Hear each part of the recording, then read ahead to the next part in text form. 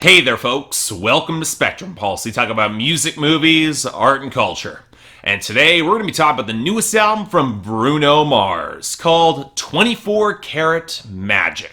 So, pop music is artificial, but you all knew that, and I bet the majority of you don't even care. Now, in the first part of that statement, every good music critic has known that for decades, and the truly great music critics have never really cared. Sure, a bunch of us would probably end up gravitating to genres that are branded as more real, but there is still admiration for pop's artifice and construction, the sleekness of the melody and the production and capturing that sound of that moment, the fact that it could so effectively synthesize emotion, and at its very best perhaps even capture something transcendent beyond anything else. Now, immediately by saying all that, I've made the inherent assertion that pop is often much less than more authentic genres, something that I don't even really believe. Hell, 2 years ago, I made a special comment in defense of the pop music genre, asserting how the assembly of a truly great pop song is often far more difficult than anybody realizes. Otherwise, people would have figured out the formula by now. But you know, when I go back and I think about Bruno Mars, the songwriter who started off behind the scenes before constructing his own pop persona with doo-wops and hooligans in late 2010, some of that rock snob feeling I've got starts to come back a bit. Especially more recently, there's an odd distance I have to a lot of his material, and if I were to have to guess, he had an artistic identity with an established sound, and then he threw most of it away. Maybe it was bad choices of singles and promotion very early on, why The Other Side was never pushed as a major single instead of The Lazy Song is beyond human comprehension, but there seemed like a point where Bruno Mars completely abandoned sincerity. Instead, he put on the shades, he leaned into his vast pool of pop knowledge from the past, and amped up all the showmanship and natural charisma, and what was alarming is that his music for the most part got better. It was catchier, it was cooler, he didn't have to care. But it's always felt a little bit like a facsimile to me though, which always seems why most critics have been appreciative of him, but reticent to get a lot closer. But that hasn't stopped the success. The public knows all this and just hasn't cared that he's shamelessly strip mining the past for his sound with just enough of a modern flair to keep the audience engaged. Hell, you could argue that's what's burned away some of the luster for everyone with modern pop. In the aftermath of poptimism, where critics are expected to treat popular music as art, instead of elevating the ideal of pop, too many critics just dulled the illusion and lowered their standards to cater to an audience who have never even bothered to care to dig deeper. And with how little some of the pop artists themselves seem to care in 2016, looks like it's all come around full circle. Ugh. This is sounding a lot more melancholic than it should because, again, Bruno Mars on the surface should be an artist that I like a lot more. He's naturally charismatic, he knows his pop history, his production is often on point, he can be wildly uneven in terms of song quality, that being my biggest issue with Unorthodox Jukebox and really doo-wops and hooligans too, but that can't be it, right? So, to finally get some closure here, I decided to check out 24 Karat Magic by Bruno Mars, his big return album 4 years after his last release and almost 2 years since the explosion of Uptown Funk with Mark Ronson. So, okay, what did we get? Well, I'm conflicted, that's for damn sure. I gave 24 Karat Magic a lot of listens, and really to truly process this record. And with every additional listen, I would come to the end wondering if this was all that Bruno Mars really had for us? Seriously? And believe me, that's a big problem when you consider how much of this album is coasting on throwback charm and raw ego. Sure, on the surface it can make for some pretty sharp pop songs, but the veneer came off pretty quickly for me, and I didn't end up liking this nearly as much as I wanted to. It's probably his most even record in terms of quality. We don't get the wild swings of his last two albums, but I'd also argue we don't get the insane highs. Certainly not any song better than The Other Side, probably still the best song of his career. But you want to know the comparison that started to make a lot of sense with Bruno Mars to another pop character these days?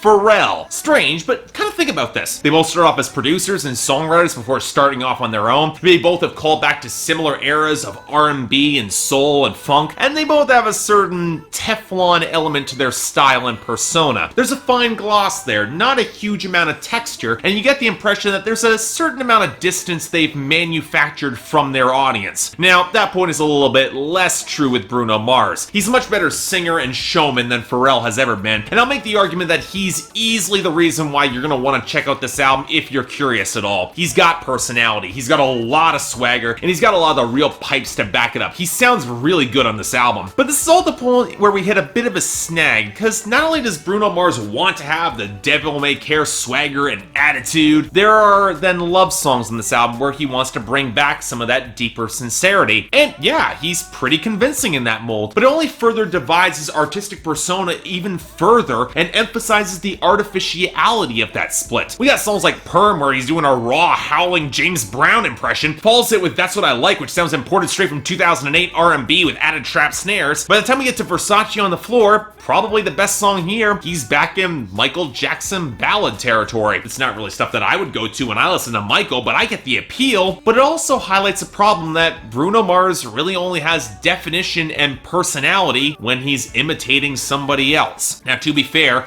these are good, sometimes even great imitations, but there's a fundamental limitation on how good these can be, and that comes through most in the instrumentation and production. I'm not going to deny that at the base level, Bruno Mars can write some catchy, melodically interesting hooks, but one of the reasons that those greats of R&B, soul, and funk in the 70s and 80s actually connect on a visceral level for me is instrumental texture. There's a little bit more of a bite, there were rough edges, there was grit, there was a sense of risk, especially coming from the greats like Prince or Michael. I never get a sense of risk with Bruno Mars, that he's actively pushing boundaries in that sound, rather than just cribbing it all from the past with a modern sheen to it all. It's a good affectation, but you lose some of the deeper soul and bite to it that really grips you on a deeper level. Now, there are points where he fuses something together and expands upon the sound. Mark Ronson did back on Uptown Funk with Bruno Mars, and he does it too on the title track, grabbing the auto-tune talk box, the spiky synth line, some of the rubbery segments, the trap-inspired vocal interjections. Sounds like a fusion of 1988, 2008, and 2016. And outside of that breakdown midway through that kind of hurts the song's momentum, it's a damn good track. And I wish this album was as stylistically adventurous as that song was, because the majority of this album does not get there. Sorry, but throwing in trap-inspired snares doesn't really impress me all that much, especially when you get the impression there wasn't a lot of live percussion used. That's another thing that kind of threw me off guard. For as much as this album is really trying to flex, it really comes across as a lot cheaper than it should, especially in those wheedling synth tones that sound pulled from a Casio with slightly higher fidelity than an 88. And that absolutely baffles me. The rough edges Bruno Mars gets rid of, but he leaves in some of the synth tones that sound chintzy as all hell. And again, I don't dislike the sound here. With the percussion and the low synths, Finesse is basically a new Jack Swing song come back, and I've been hoping that sound would come back. But beyond personal nostalgia, Bruno Mars really isn't taking any of these sounds in a fresh, new direction. Versace on the Floor, it's a great love ballad with the rich swell of the keyboards and that great tight beat on the hook, but if you did this to Michael Jackson 30 years ago, he would have made it a lot more interesting. Perm is a funk song from the 70s, and the guitars, the bass, the horn, the live drums, and with all the chimes and overdub vocals straight up and down is borderline Boys to Men from the 90s. And that synth on Too Good to Say Goodbye, look, I love 80s kitsch, I love power ballads, but this feels a little like the Vegas version of an 80s power ballad. A little bit flattened, a little bit overly staged, and again, there's no sense of any sort of risk to it outside of occasionally Bruno Mars' delivery. Now, you know what?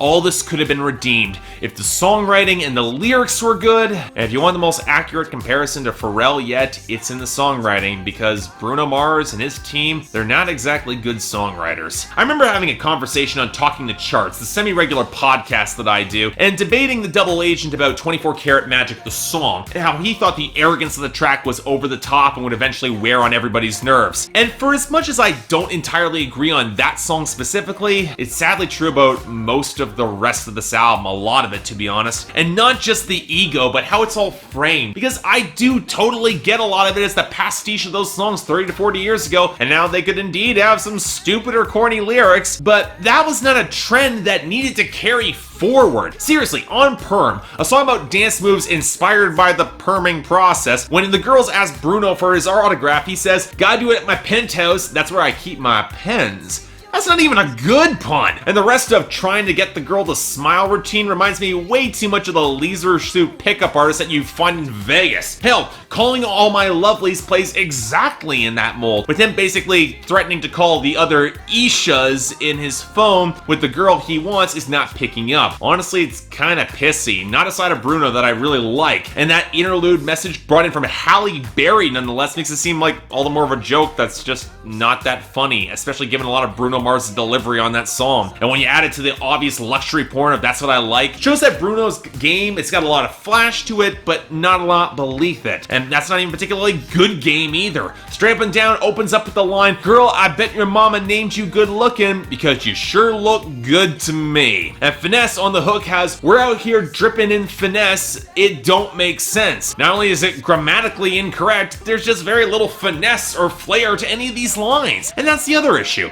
When the writing isn't corny, it feels kind of bland, at the very least underwritten. That's why when we get to the very earnest power ballad to end things on Too Good to Say Goodbye, feels kind of token, feels kind of expected, really the lyrics you would expect to see in a song like this. Not really having enough detail or spark to create an image of those good times between Bruno Mars and his partner beyond, well, residual memories that I naturally associate with that sort of 80s sound. Oh jeez.